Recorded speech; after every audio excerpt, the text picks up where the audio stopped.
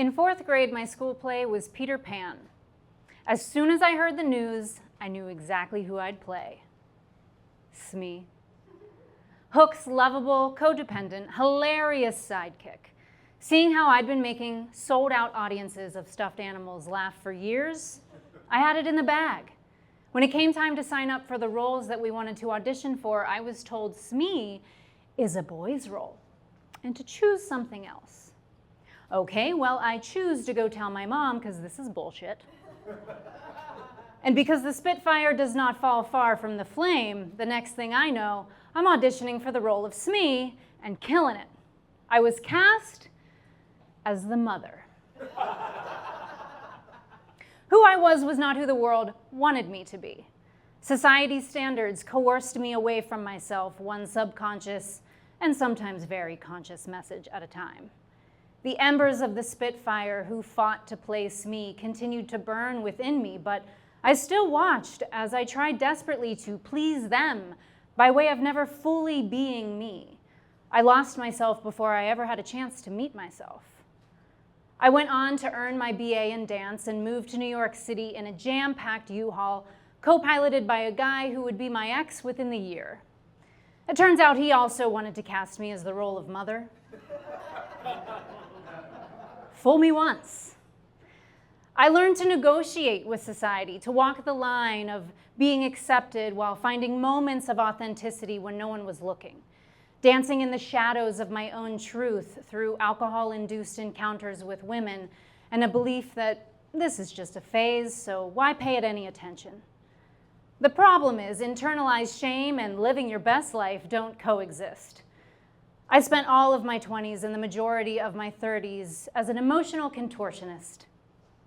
Step right up and watch as this woman tries to give the world what they want while suffocating her own wants and desires. Tale as old as time. On a cold night in February 2018, I was invited to an intuitive painting class, which is peak millennial behavior, so I obviously couldn't resist. Regardless of the blistering wind chill, something told me I had to be there.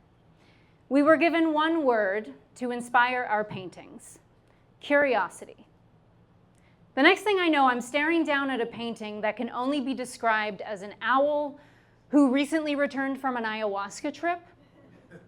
And as I'm signing my signature J on the bottom right corner, I hear the words, "Start comedy now."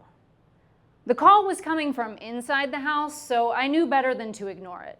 I'd spent the previous 2 years proclaiming, "I'm getting into comedy," anytime someone would ask, "What's next for Jen?" Knowing full well I didn't have plans to actually do it. I may have been masochistic enough for point shoes when I was younger, but stand-up comedy, yeah, I'll pass. It was more fun to toy with the idea rather than actually pursue it, until the owl said otherwise. Of course my soul was calling me back to where it all began. Smee, the sold-out audiences of stuffed animals. My favorite movies to this day are Liar, Liar, and The Mask. As someone who has spent her entire career in the entertainment industry, I wish my favorite movies were more impressive, but here we are. The same event space where I painted that all-knowing owl offered me a 3-month residency to produce my comedy show and begin to explore myself and my voice in a new way. Amazing. What could go wrong? It's not like I was about to upend everything I knew about myself. 1 month later, I'm performing my first comedy set. It was 20 minutes and surprisingly funny. I know that because after the show, my boyfriend said, "Wow, you could actually make this comedy thing work." And while I didn't love the shock in his voice, I heard the words and I agreed. I was hooked. I set out to find the funny in my world. And in that pursuit came the realization that it's funny because it's true isn't just a saying. It's the only way into the funny.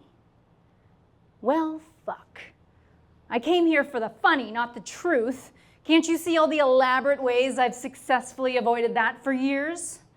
But I was committed to the process, and I knew that I couldn't let the fear of being seen stop me again. Oh, my 20s were a never-ending battle of yearning for the spotlight while simultaneously sabotaging every opportunity that came my way to step into the spotlight. And when I did get on stage, it was almost always with the help of liquid courage. This time was different. I was sober and ready to be seen. And that started with seeing myself. There were themes that continued to return in my writing. Those alcohol-induced encounters with women suddenly became way more relevant. It was through my pursuit of the funny that I finally put it together that straight women never sleep with other women. 1 + 1, carry the queer. Hello, self. It's fun, though, learning something so informative about myself this late in life, because now I get to wake up every day and look at myself in the mirror and say, what else aren't you telling me?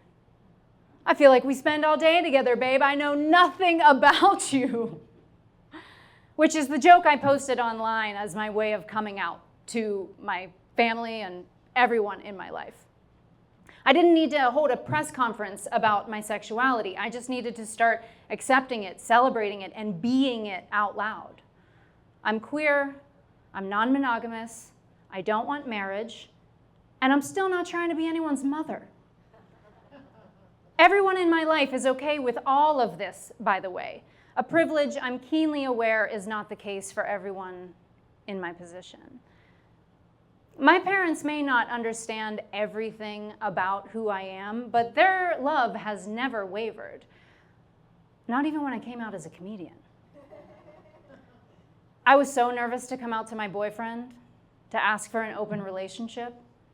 But I gotta say, never in our 5 years of dating had he so quickly agreed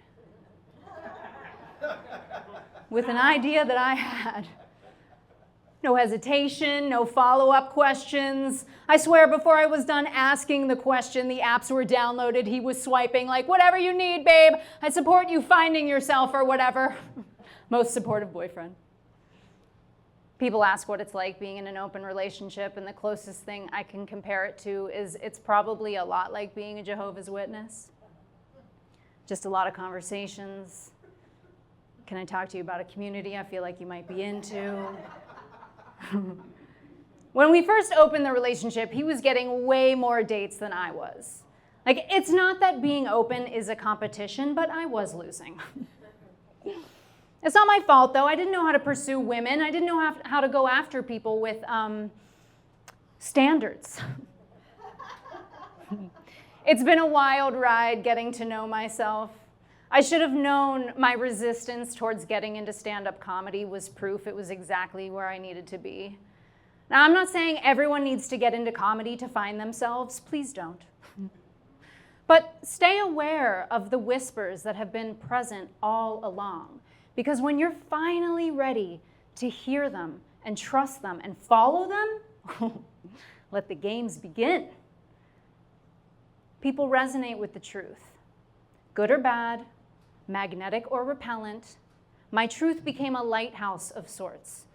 Not only as a way for others to see me, but as a guiding light that revealed the parts of me society had convinced me to hide, and the confidence to change course, to be the me that had been there, waiting to be accepted and celebrated and acknowledged, waiting for me to hand her the mic and say, I'm listening. It's funny because it's true, but it's impactful because it's you. Thank you.